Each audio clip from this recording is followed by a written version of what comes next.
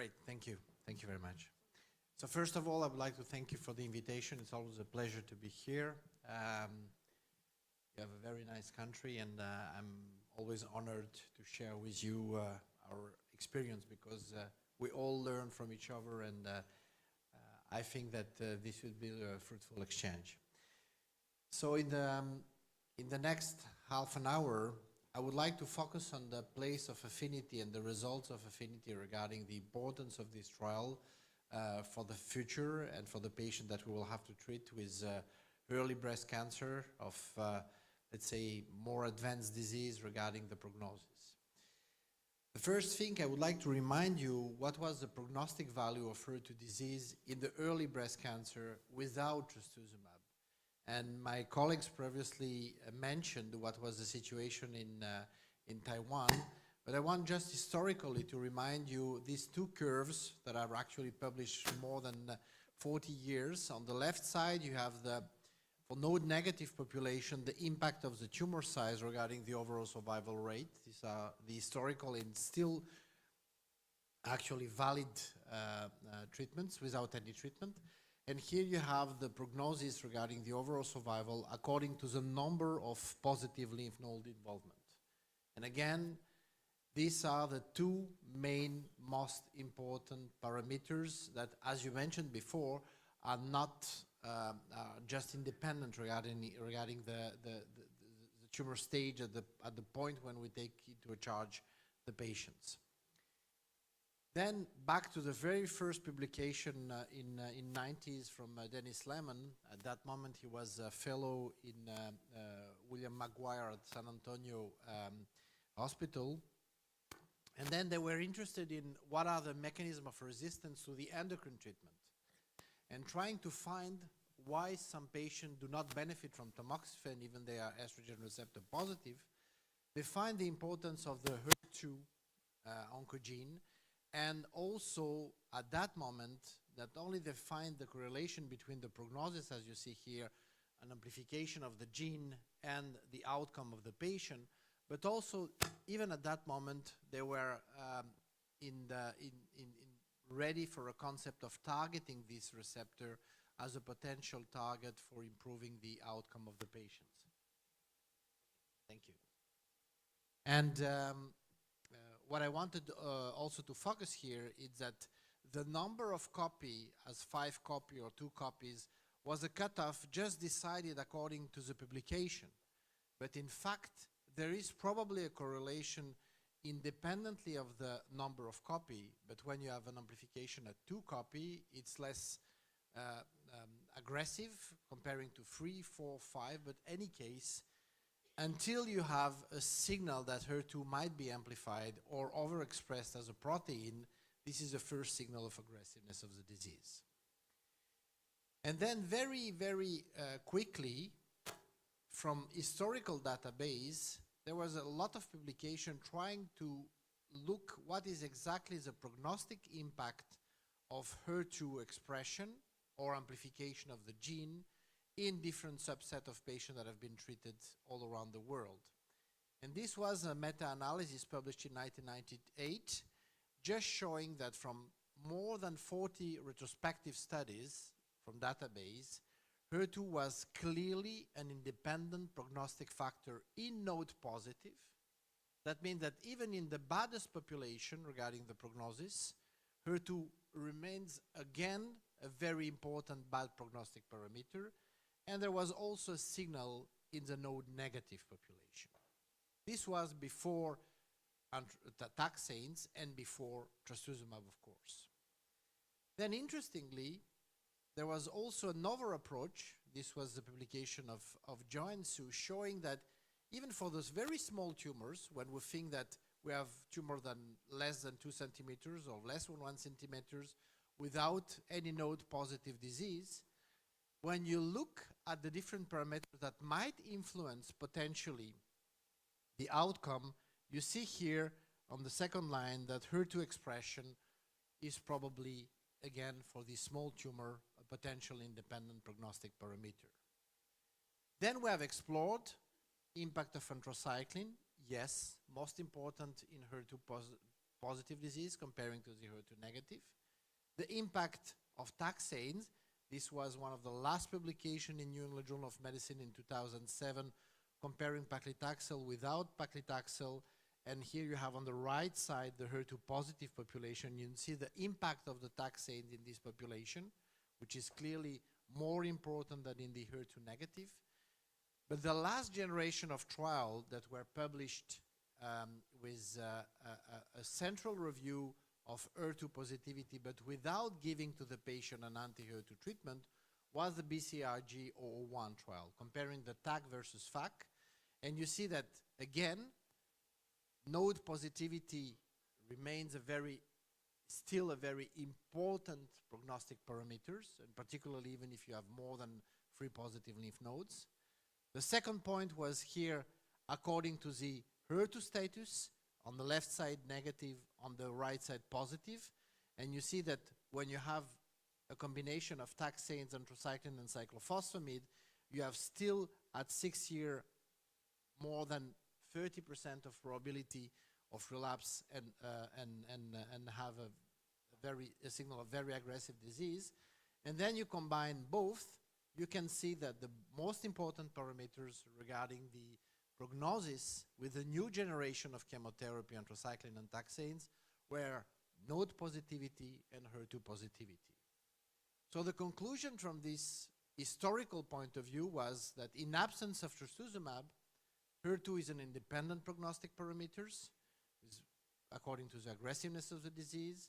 The impact of the adjuvant chemotherapy are important and mainly pronounced in HER2 positive, node positive population, but unless this impact, the prognosis is still unfavorable and represent a continuum of relapse during at least the first 5 years. Then we have, and it was also stated by my colleagues, the impact of the first generation adjuvant trials. And I will not go through all the trial, but just to remind you, several approaches, the HERA trial on the upper left side, then the 2 North American trials, the BCRG, the French one, the PAX, and other trial addressing even the question of the duration. But in any case, if you look at this publication regarding the main registration trial, HERA, North American, and BCRG 006, look at the DFS.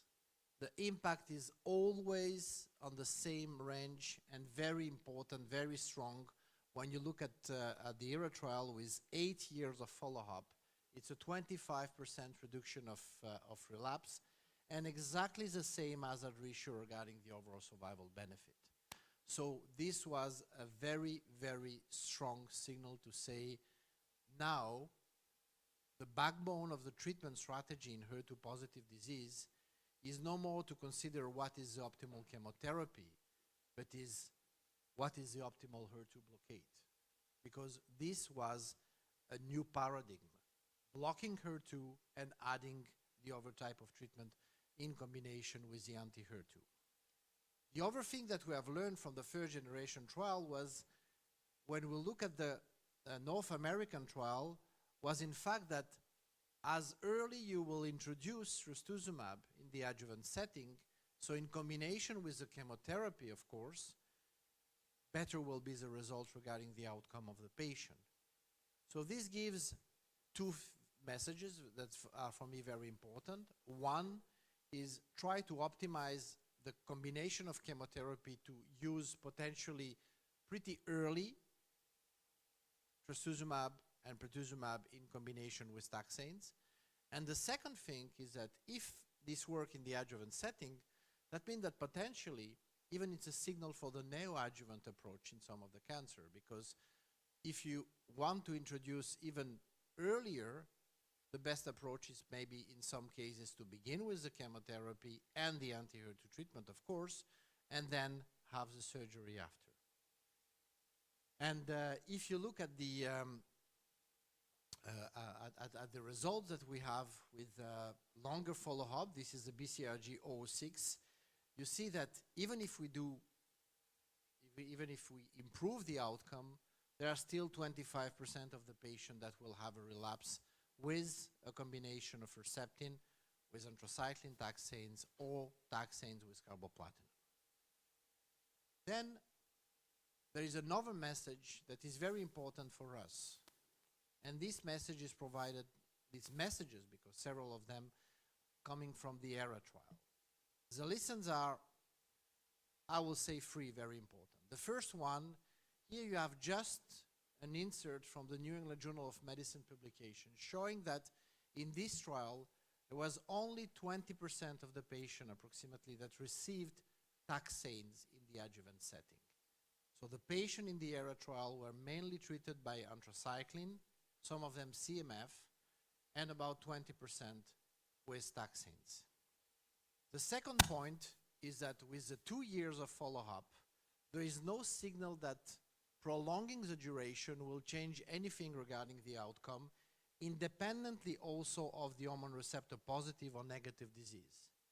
At that moment, we were involved, and probably some of you were involved in the ERA trial, we were thinking that maybe because the hormone receptor positive population might have a later relapse, we will have a positive signal with a longer duration of trastuzumab after 1 year with 2 years of treatment, particularly in hormone receptor positive.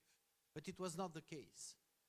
It means that independently of the hormone receptor positivity of negativity, the aggressiveness of the HER2 positive disease makes that the earlier you will introduce the treatment, the better you will block the early events. And these are the events controlled by the blockade of HER2. And the third lesson that we have was a presentation by Luca Gianni at St. Gallen meeting in 2012, I think, or 2013, showing that, if you remember the ERA trial, we have a control arm. And when the results were presented, it was offered to some patient to have a possibility to introduce after the end of the treatment trastuzumab because the results were very positive. Here is the crossover population. You see here the orange comparing to the blue one line. And what you see is that even in the control arm, if you introduce later the HER2 blockade, in fact trastuzumab, you will probably have an important impact on the outcome. So the message is ideally pretty early. 1 year seems to be enough. Potentially, you can combine it with taxanes. That means importance will be better regarding the outcome and the results. And of course, even if the patient do not receive it, don't forget to give it after, because you can always improve the outcome of the patient with optimization of the HER2 blockade.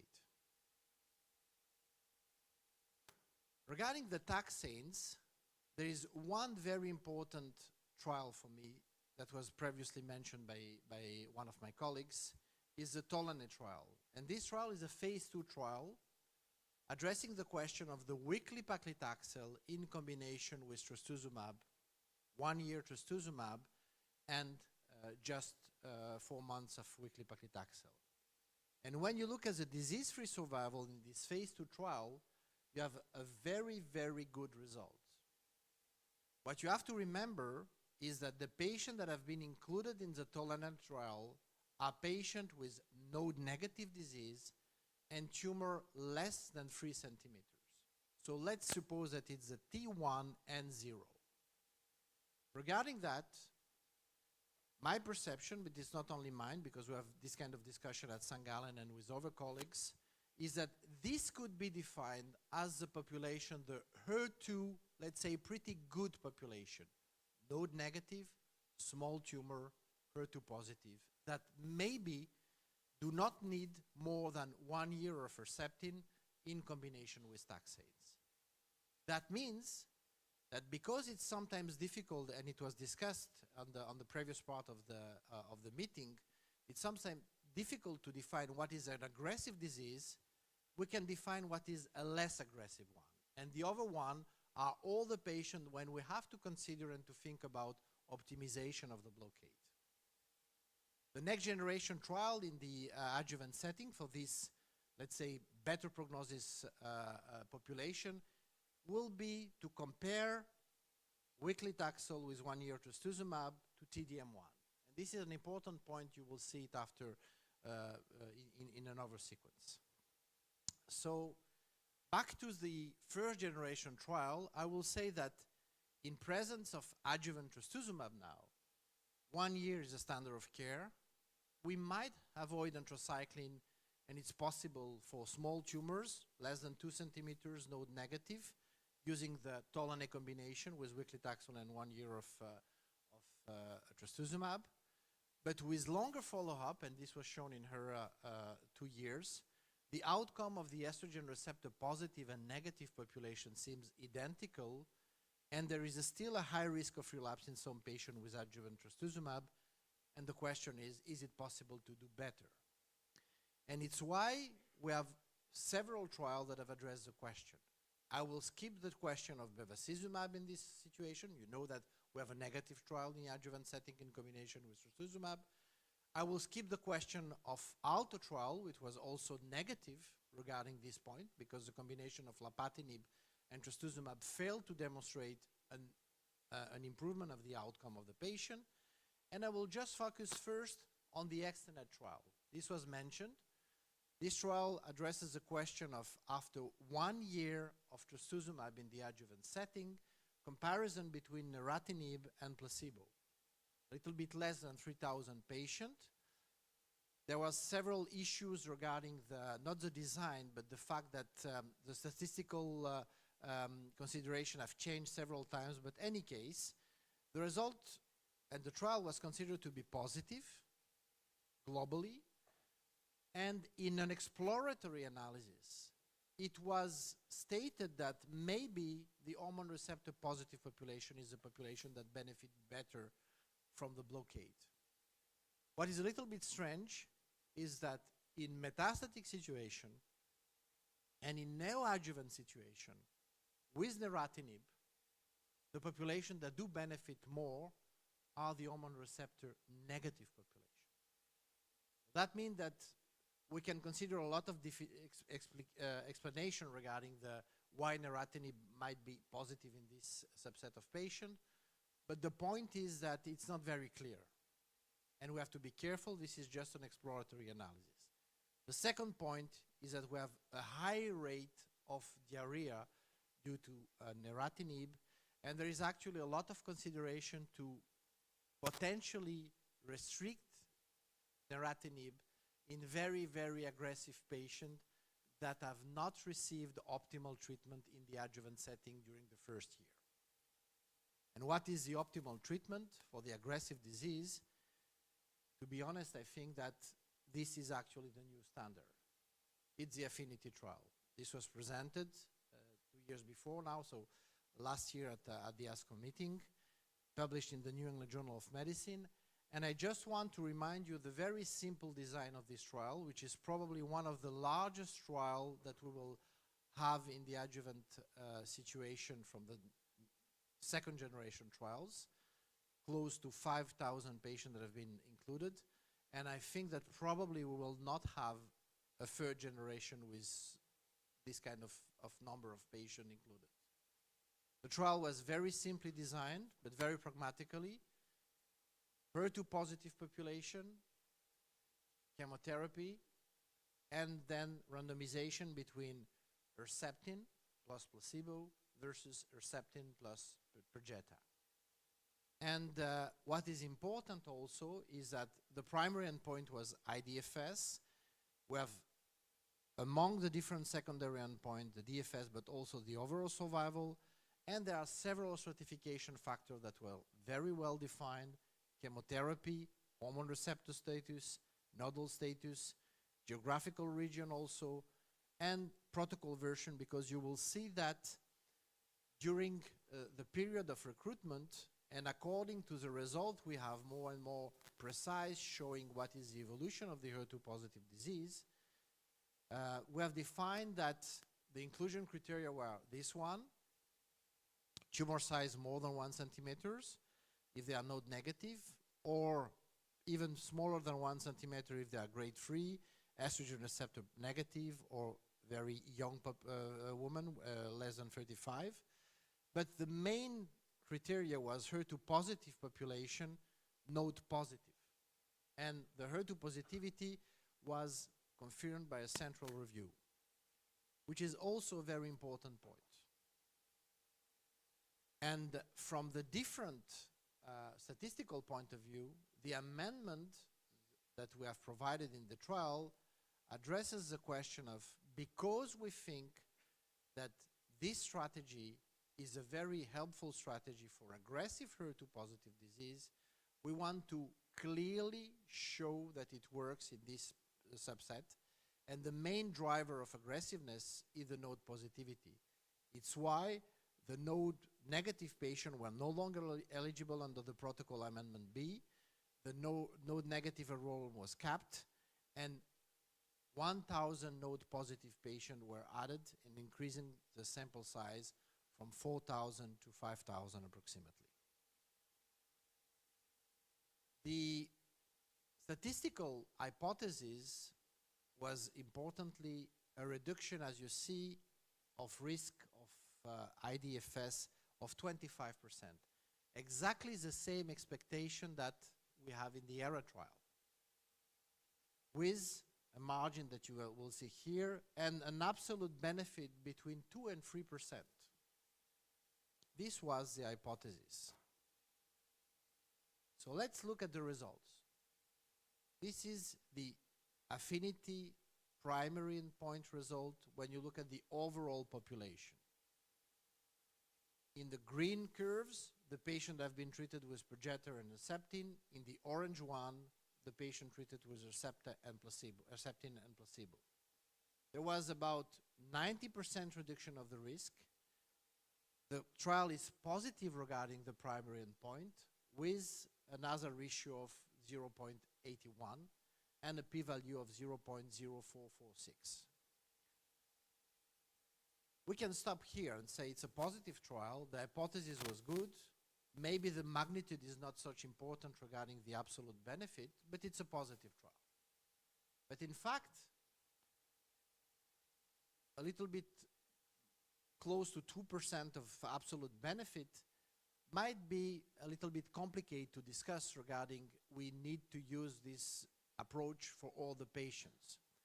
And the second point was, because this was the analysis at 3 years, and because we have signals that it seems at 4 years and probably later that the curves will show a better difference, maybe it's too early to say that it will benefit to all the patients. And it's why it was very important to look also at the subgroup analysis. And looking at the subgroup analysis, the first thing was, what are the kind of events we might capture in affinity trial? What is the impact of Perjeta in the adjuvant setting? And as you see here, the category of the first IDFS events that you might impact are clearly here, the distant recurrence. This is on the left side. And among the distant recurrence, the lung, the liver, the pleural effusion. So the visceral metastasis, and then you have potentially other type of events regarding the type of metastasis. So it works. The events are the distant metastasis, and among the distant metastasis, the visceral metastasis has clearly decreased when you used Perjeta in the adjuvant setting. But then, looking at the subgroup analysis, you can see that there is one stronger signal regarding the node positive disease comparing to the node negative, and a stronger also signal regarding for the estrogen receptor negative population comparing to the estrogen receptor positive population. In general, when you look at the pre-planned subgroup analysis, it's consistent with the overall result of the trial. So there is no signal that one will not benefit. But the population that seems to benefit earlier, better, is the most aggressive, the node positive disease, and potentially also the estrogen receptor negative population. So now if you look at the curves, on the left side the lymph node positive, and on the right side the hormone receptor negative, you see that the other ratio is 0.77, 0.76, so exactly the same other ratio that we have in the ERA trial. with 8 years of follow-up. And you see that the absolute benefit is about 3%, and same thing close here, 2.5 or 3% for the hormone receptor negative. And back to that, there are different approaches.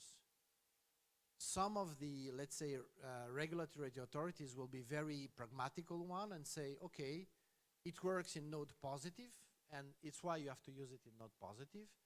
The other will be, let's say, more hypothetical. This is the first signal in a very aggressive population. And maybe in 1 year or two, we'll have a signal also in the largest tumor, or clearly in the estrogen receptor negative largest tumor, et cetera, et cetera.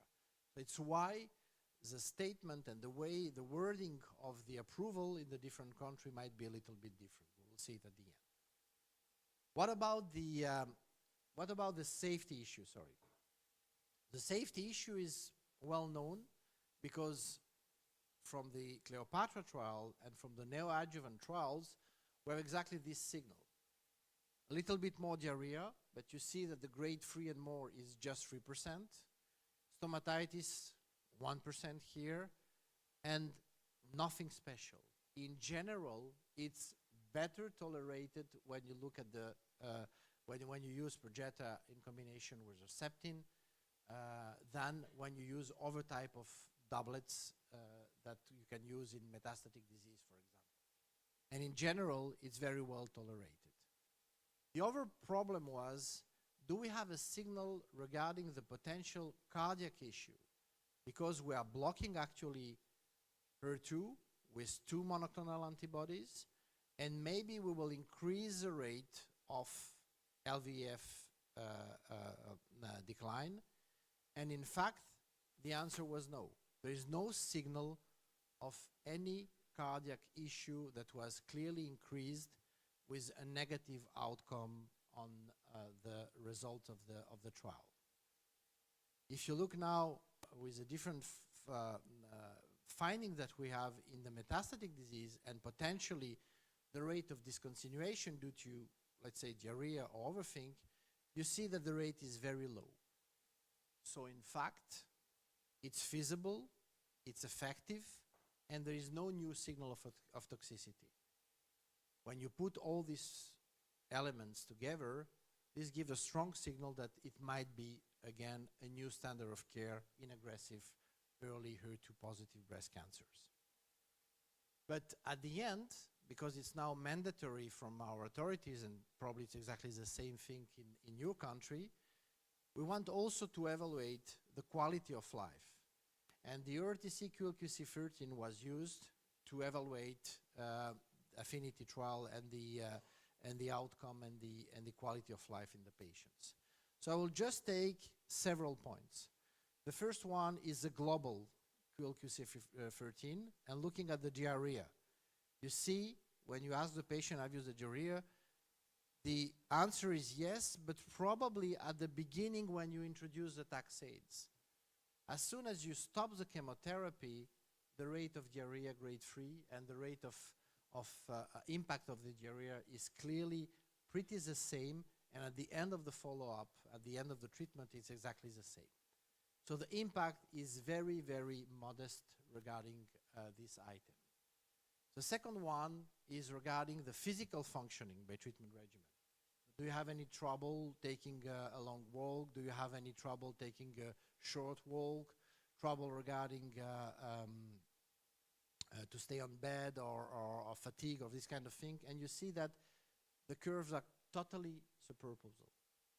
So there is no signal that you have a negative outcome on the fatigue and the physical functioning. Same thing if you look now, Same thing if you look at the QLQC13 role functioning by treatment regimen, looking at the hobbies, the way you will live every day, the way that it will impact your everyday living. And there is no signal that combination of pertuzumab plus trastuzumab will have a negative impact again here. So then you have also about the health status by treatment regimen. When you ask the patient very simply, how do you feel? What is the overall health during the last week. And you see that again, no difference between the two arms. So finally, the most important thing is that, again, effective, feasible, no new signal of toxicity. There is one thing that we have. This is the only new signal that we have, is that in general, as it was mentioned before by one of my colleagues, patients do better. And one of the things that we have learned from affinity trial is when you look at the control arm, when you look at the percentage of patients that are without relapse, you see that comparing the HERA trial, 81%, this was in the first generation trial, and when you compare here the control arm of the affinity trial, we have 13% difference. That means that we probably also better select population in the clinical trial, and probably also that the impact that we might expect from the new generation trials will be modest comparing the first step that we have done with trastuzumab.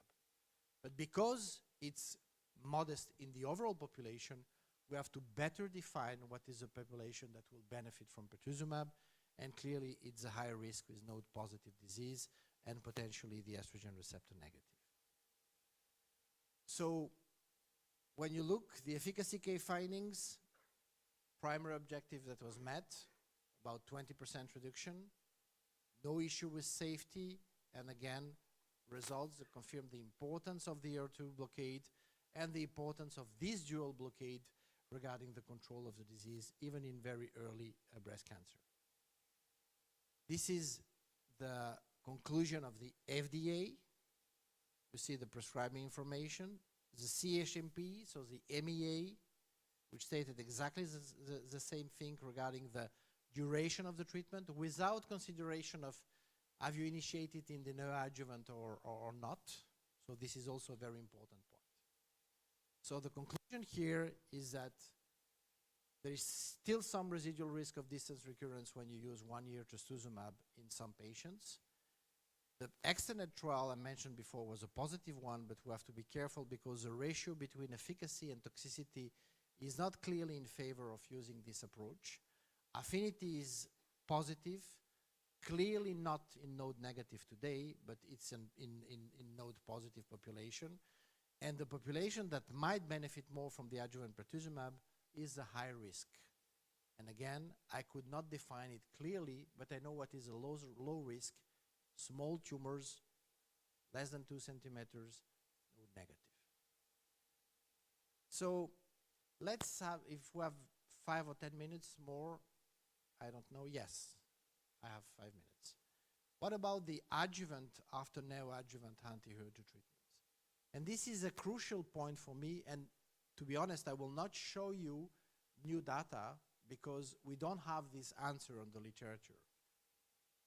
Not for trastuzumab, and even not for, of course, trastuzumab, pertuzumab, but it's the same thing with all the combination. But we have some elements. The first thing, this is the Patricia Cortazar meta-analysis you know very well. When you compare patients that achieve PCR, the red curves, comparing to the patients that do not, the blue one, there is clearly, when you achieve PCR, an impact on event-free survival and an impact in overall survival. So regarding to that, some of oncologists, surgeons, people that are involved in breast cancer were thinking, if you achieve PCR, then maybe you even do not need to continue with the treatment after because you have a very good result. But you have to be very careful because when you look at the Patricia Cortazar meta-analysis, the population that do benefit more is here. When you look at the correlation between PCR and the outcome. And this is a HER2 positive disease, but treated with trastuzumab. So it's not only important the way, it's not only important to achieve PCR, but it's important the way you will achieve it and the drug that you will use it. So probably achieving PCR without an anti-HER2 treatment will not give the same outcome that achieving PCR with an anti-HER2 treatment. And because in the majority of the trial the patient have received in the adjuvant setting trastuzumab here, it might be that it's not only important to achieve PCR, but it's also to continue the treatment when the treatment was effective. And when you look at the parameters that they are influencing overall survival benefit in case of PCR, again, the population that benefit more, HER2 positive population, hormone receptor negative because they are a little bit more sensitive, but treated with trastuzumab. When you compare it to patients that have not been treated with HER2 blockade, the signal is still here, but less impressive than using the blockade. There is a second parameter that is very important and was published. This parameter was published last year in 2017 by the MD Anderson group. You probably know very well that actually PCR is not maybe enough to have a kind of evaluation of what was the impact of the treatment. And we begin to use in clinical trials and in some institutions routinely what we call the RCB, the residual cancer burden. What does it mean for those who are not very familiar with this classification? When you have a RCB1, that means that it's pretty close to pathological complete response. And if you have an RCB3, that means that you are very far, and probably that the treatment that you have applied to the patient have not modified at all the tumor, okay? So at the MD Anderson, Siemens, a pathologist, he looked at the database of the HER2 positive population. Actually, the paper do not emphasize only HER2, you have the other subtypes, but I will focus just on HER2 positive population. And they are split on the database, the population, in two groups. The patients that have been treated with anthracycline taxanes without anti-HER2 treatment. This was before the era of Herceptin, Lapatinib, Perjeta, etc.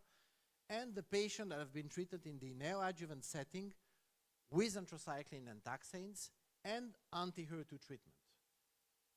And when you look at the prognostic value, blue curve PCR, if you have a PCR here, this is what you might expect regarding the relapse-free survival expectation. This is what you have here. The first signal is that even if we don't have too much follow-up here, it's shorter follow-up, it seems that the quality of the PCR is better when you use anti-HER2. The second point is that when you have some signal of response, the RCB1 or 2, the yellow or the black curves, in the population that have not been treated with anti-HER2 treatment, there is just RCB1 that differs from the other one. The other one are pretty bad. But when you introduce an anti-HER2 treatment, then what changed dramatically is this point. If you have a signal of response, even if you do not achieve PCR, RCB1 and 2 are pretty the same, and there is no difference regarding the outcome. But if you have a RCB3, that means that the prognosis is dramatic. What does it mean? It means that we could not identify potentially the patient that when we don't need to continue anti-HER2 treatment in the adjuvant setting, because here they do well, but in everyday life they have continued the anti-HER2 treatment. Here they probably do not so bad, but they have some response, so I will not take the risk to stop the treatment. But here you have a small subset of patients that do not respond at all. And this is a very bad prognosis. So the only thing that we know actually is that if you have a patient with HER2 positive disease that do not respond at all with the optimal blockade, probably this population is not candidate to continue, and it's this population candidate to other approaches than the classical blockade we have. This represents probably less than 2 or 3% of the patients. But this is a more aggressive disease that are clearly not sensitive to the anti-HER2 treatments. And what is the next generation? Remember that we have discussed that after the Tolanet trial, they will compare TDM1 with weekly Taxol and Herceptin. Actually, we were expecting the Catherine trial addressing the question of, in the adjuvant setting, if you do not achieve PCR, randomization between Herceptin and Kadcyla. And we'll probably have the result at the end of the year.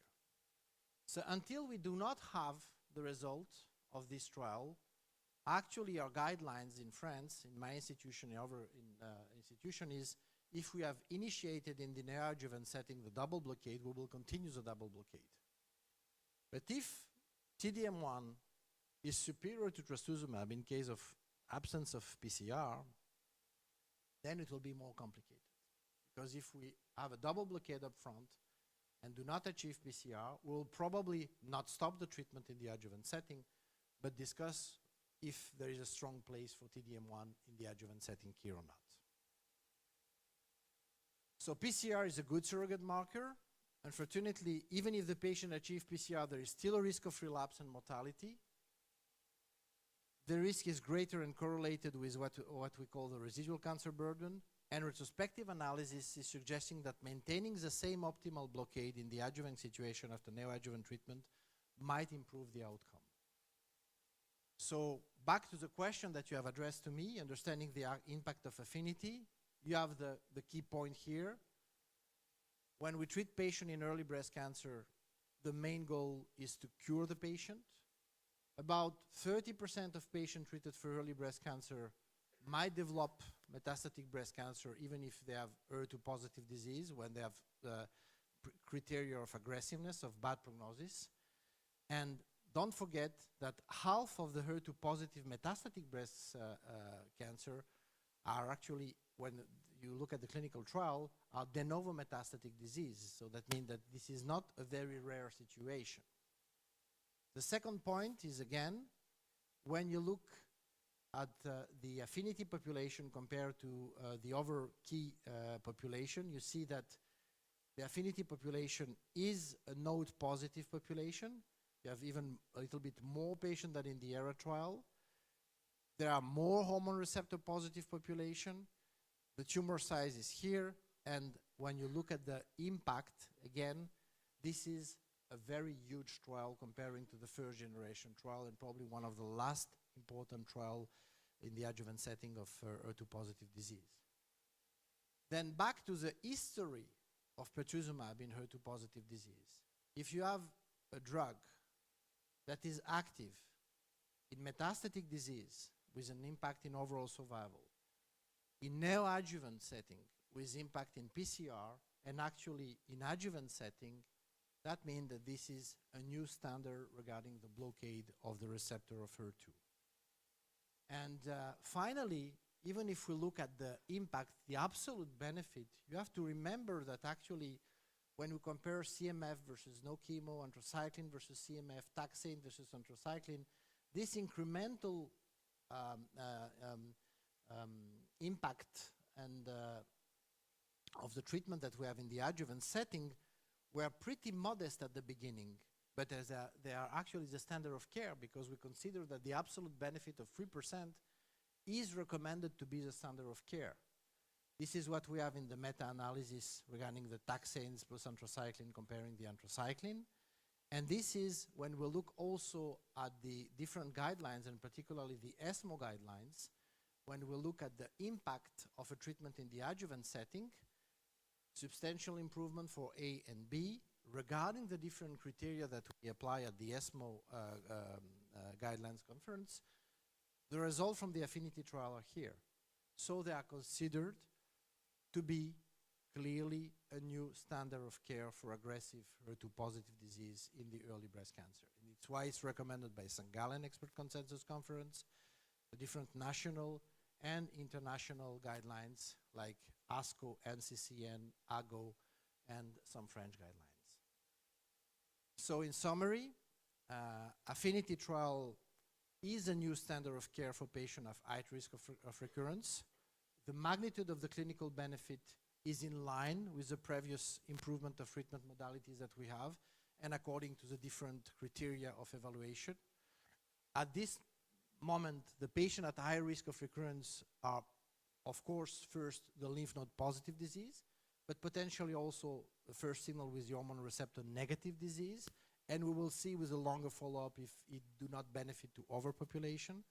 And HER2 positive early breast cancer patient at high risk of recurrence should be offered 1 year of treatment of the combination of pertuzumab and trastuzumab.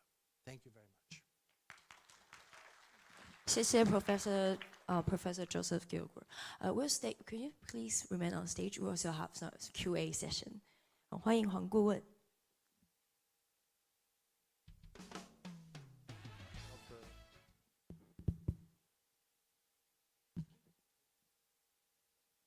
So we have the panel discussion. So we just opened one question for the Professor Joseph. Any?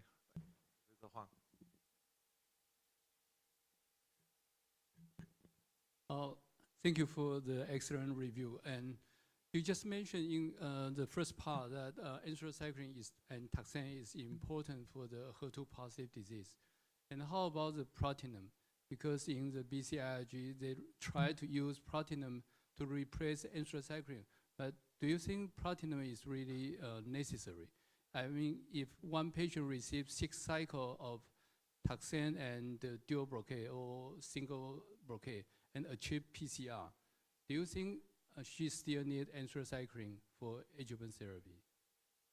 So two level of, thanks for the question, which is really important. 2 level of answer. Short one, no, platinum is not essential. It's not crucial in HER2 positive disease. And second answer, this was at the beginning when they were exploring on the chromosome 17, the HER2 amplification. And at the close to the HER2 gene, on the amplicon region, there was one protein that was involved potentially in platinum sensitivity. So then they have made some preclinical efforts to show that the combination might be interesting regarding the synergy.